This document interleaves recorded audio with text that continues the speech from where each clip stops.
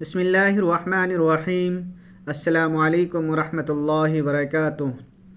آج ہم ایک انتہائی اہم اور دلچسپ موضوع پر بات کریں گے جو ہر عید الاضحیٰ کے موقع پر ہمارے ذہنوں میں گردش کرتا ہے۔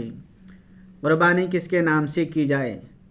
کیا ہم اپنے نام سے قربانی کریں، والدین کے نام سے، مرحومین کے لیے، نبی کریم صلی اللہ علیہ وسلم کے نام سے، بزرگان دین کے نام سے، یا پھر اگر ایک گھر میں کئی افراد پر قربانی واجب ہو لیکن صرف گھر کے سربراہ کے نام سے قربانی کی جائے تو اس کا کیا حکم ہے؟ آج ہم ان تمام سوالات کے جوابات قرآن و حدیث کی روشنی میں تلاش کریں گے۔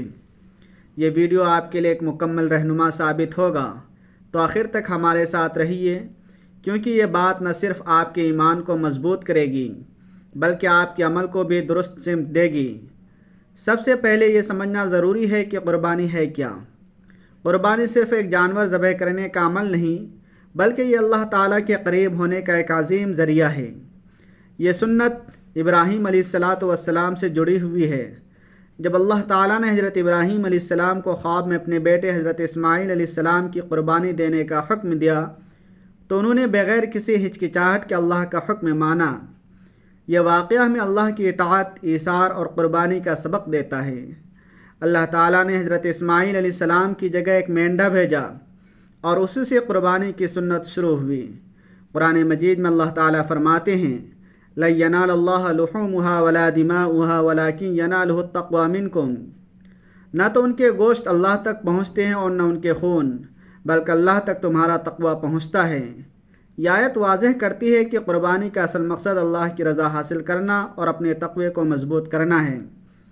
یہ ایک ایسی عبادت ہے جو ہمیں اللہ کے سامنے سر جھکانے اور اس کی محبت میں سب کچھ قربان کرنے کا جذبہ دیتی ہے۔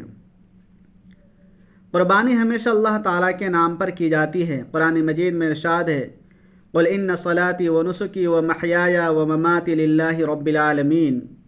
کہہ دیجئے کہ میری نماز، میری قربانی، میرا جینا اور میرا مرنا سب اللہ رب العالمین کے لیے ہے۔ یہ آیت ہمیں بتاتی ہے کہ قربانی کا تعلق براہ راست اللہ سے ہے۔ یہ کوئی دکھاوا یا سماجی رسم نہیں، بلکہ اللہ کی رضا کے لیے خالص عبادت ہے۔ لہذا جب بھی ہم قربانی کریں، ہماری نیت یہ ہونی چاہیے کہ ہم یہ عمل صرف اللہ کے لیے کر رہے ہیں۔ اب آتے ہیں اس سوال کی طرف، کیا ہم اپنے نام سے قربانی کر سکتے ہیں؟ بالکل، شرعی طور پر قربانی اس شخص کے نام سے کی جاتی ہے جو مالی استطاعت رکھتا ہو۔ نبی کریم صلی اللہ علیہ وسلم نے فرمایا، جس کے پاس استطاعت ہو اور وہ قربانی نہ کرے وہ ہمارے عیدگاہ کے قریب نہ آئے۔ یہ حدیث واضح کرتی ہے کہ اگر آپ کے پاس مالی وسائل ہیں تو قربانی آپ پر واجب ہے، اور یہ عام طور پر آپ کے اپنے نام سے کی جاتی ہے۔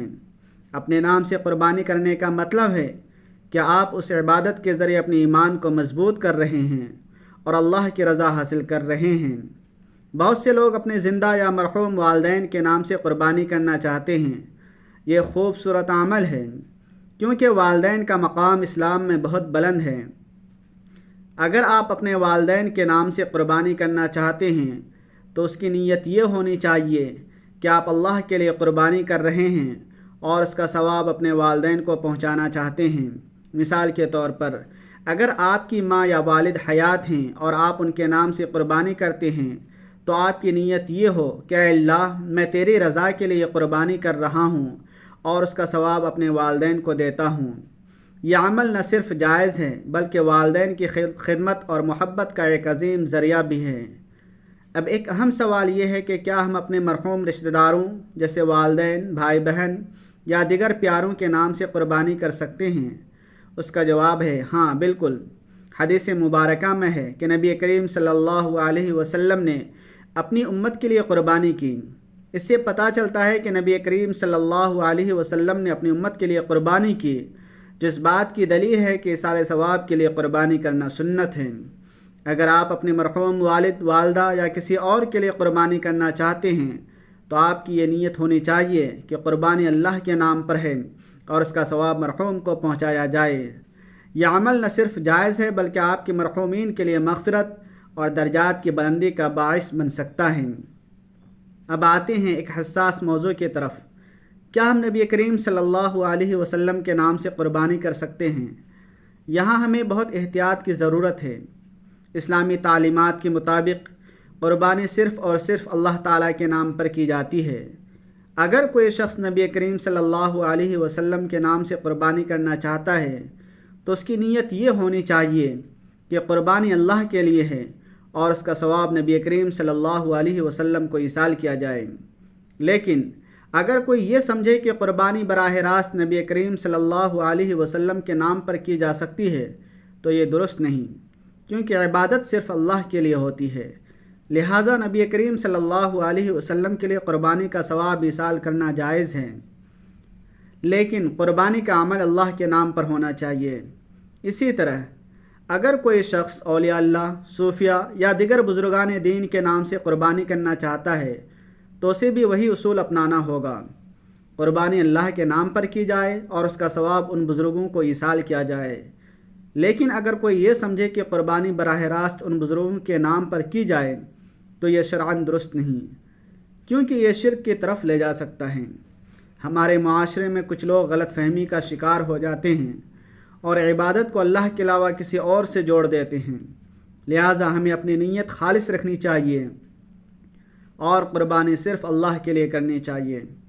اب آتے ہیں ایک اہم سوال کی طرف جو بہت سے گھرانوں میں پوچھا جاتا ہے۔ اگر ایک گھر میں کئی افراد مثلاً باپ، بیٹا یا دیگر افراد پر قربانی واجب ہو، لیکن قربانی صرف گھر کے سربراہ مثلاً والد کے نام سے کی جاتی ہے اور باقی افراد کے نام سے نہیں کی جاتی تو اس کا کیا حکم ہے؟ اسلامی تعلیمات کے مطابق قربانی ایک انفرادی عبادت ہے اور یہ ہر اس شخص پر واجب ہے جو صاحب نصاب ہو، یعنی اس کے پاس نصاب زکوٰۃ کے برابر مال ہو۔ اگر ایک گھر میں کئی افراد مثلاً باپ، بیوی، بالغ بیٹا یا بیٹی پر قربانی واجب ہے تو ہر فرد کی اپنی قربانی ادا کرنا شرعاً ضروری ہے، بشرطے کہ مالی استطاعت رکھتا ہو۔ لہٰذا گھر کے کئی افراد پر قربانی واجب ہے تو ہر ایک کو اپنی قربانی ادا کرنی چاہیے۔ بعض گھرانوں میں رسم ہے کہ صرف گھر کے سربراہ مثلاً والد کے نام سے قربانی کی جاتی ہے اور باقی افراد اپنی واجب قربانی ادا نہیں کرتے۔ حنفی مسلک کے مطابق قربانی ہر صاحب نصاب فرد پر واجب ہے۔ اگر گھر کے سربراہ کے نام سے قربانی کی جاتی ہے اور باقی افراد اپنی واجب قربانی ادا نہیں کرتے تو ان افراد کا واجب ادا نہیں ہوتا۔ تاہم اگر سربراہ ایک بڑے جانور میں کئی حصوں کی قربانی کرتا ہے اور اس میں گھر کے دیگر افراد کی نیت شامل کرتا ہے تو یہ جائز ہے۔ مثال کے طور پر ایک جانور میں 7 حصے ہوتے ہیں اور سربراہ ہر حصے کی نیت گھر کے ایک ایک فرد کے لیے کر سکتا ہے۔ اس صورت میں ہر فرد کی قربانی ادا ہو جاتی ہے، بشرطے کہ نیت واضح ہو۔ اگر گھر میں 3 افراد پر قربانی واجب ہے تو 3 بکریاں یا ایک بڑے جانور میں 3 حصوں کی قربانی کی جا سکتی ہے اور ہر حصے کی نیت الگ الگ فرد کے لیے ہو۔ اگر گھر کے سربراہ کے نام سے ایک قربانی کی جاتی ہے تو باقی افراد کی واجب قربانی ادا نہیں ہوتی۔ اگر سربراہ اپنی قربانی کا ثواب گھر کے دیگر افراد یا مرحومین کے لیے ایصال کرتا ہے تو یہ جائز ہے، لیکن اس سے دوسرے افراد کی واجب قربانی کی ذمہ داری ختم نہیں ہوتی۔ فرض کریں ایک گھر میں باپ، بیٹا اور بیٹی تینوں پر قربانی واجب ہے۔ اگر باپ ایک جانور کی قربانی کرتا ہے اور اس میں 3 حصوں کی نیت اپنی، بیٹے اور بیٹی کی طرف سے کرتا ہے تو تینوں کی قربانی ادا ہو جاتی ہے۔ لیکن اگر وہ صرف اپنے نام سے ایک بکری کی قربانی کرتا ہے تو بیٹے اور بیٹی کی واجب قربانی ادا نہیں ہوتی۔ اگر آپ پر قربانی واجب ہے اور آپ اسے اپنے نام سے نہ کر کے دوسروں مثلاً والدین یا مرحومین کے نام سے کرتے ہیں تو یہ جائز ہے، بشرطے کہ آپ اپنی واجب قربانی ادا کریں۔ اگر آپ اپنی واجب قربانی کو مکمل طور پر ترک کر کے صرف دوسروں کے نام سے قربانی کرتے ہیں تو آپ کا واجب ادا نہیں ہوتا۔ مثال کے طور پر آپ اپنی واجب قربانی ایک بکری ادا کریں اور اس کا ثواب اپنے مرحوم والد کو ایصال کریں، یہ جائز ہے۔ یا پھر آپ اپنی واجب قربانی کے علاوہ ایک اضافی قربانی اپنے والدین کے نام سے کریں، یہ مستحب عمل ہے۔ اب ہم کچھ اہم شرعی احکام پر نظر ڈالتے ہیں تاکہ آپ کی قربانی درست اور مقبول ہو۔ نمبر 1، نیت کا اخلاص۔ قربانی کی نیت صرف اللہ کی رضا کے لیے ہونی چاہیے۔ اگر آپ کا ارادہ دکھاوا یا سماجی رسم ہے تو یہ عبادت قبول نہیں ہوگی۔ نمبر 2، مالی استطاعت۔ قربانی اسی شخص پر واجب ہے جو صاحب نصاب ہو، یعنی اس کے پاس نصاب زکوٰۃ کے برابر مال ہو۔ نمبر 3، جانور کا انتخاب۔ قربانی کا جانور شرعی معیار کے مطابق ہونا چاہیے، جیسے کہ بکری، بیل یا اونٹ، اور اس میں کوئی عیب نہیں ہونا چاہیے۔ نمبر 4، ایصال ثواب۔ آپ قربانی کا ثواب زندہ یا مرحوم افراد کو پہنچا سکتے ہیں، لیکن نیت اللہ کے لیے ہونی چاہیے۔ نمبر 5، مشترکہ قربانی۔ اگر گھر میں کئی افراد پر قربانی واجب ہے تو ایک بڑے جانور میں حصے لے کر ہر فرد کی نیت کی جا سکتی ہے۔ نمبر 6، وقت قربانی۔ قربانی 10، 11 یا 12 ذی الحجہ میں کی جاتی ہے۔ قربانی صرف ایک مذہبی عمل ہی نہیں بلکہ اس کے بہت سے سماجی اور روحانی فوائد بھی ہیں۔ قربانی کا گوشت 3 حصوں میں تقسیم کیا جاتا ہے، ایک حصہ غریبوں کے لیے، ایک رشتہ داروں اور دوستوں کے لیے اور ایک اپنے لیے۔ یہ عمل معاشرے میں محبت اور یکجہتی کو بڑھاتا ہے۔ قربانی ہمیں ایثار اور قربان کرنے کا جذبہ سکھاتی ہے۔ جب ہم اللہ کی راہ میں اپنا مال خرچ کرتے ہیں تو ہمارا دل اللہ کے قریب ہوتا ہے۔ قربانی کے ذریعے ہم غریبوں اور مسکینوں تک گوشت پہنچاتے ہیں، جو ان کے لیے عید کی خوشیوں کو دوبالا کرتا ہے۔ ایک سچا واقعہ آپ کے ساتھ شیئر کرتا ہوں جو قربانی کے ثواب کی اہمیت کو اجاگر کرتا ہے۔ ایک شخص اپنے مرحوم والد کے لیے ہر سال قربانی کرنے کا عہد کیا۔ ایک رات اس نے خواب میں اپنے والد کو دیکھا جو جنت کے باغات میں خوشحال تھے۔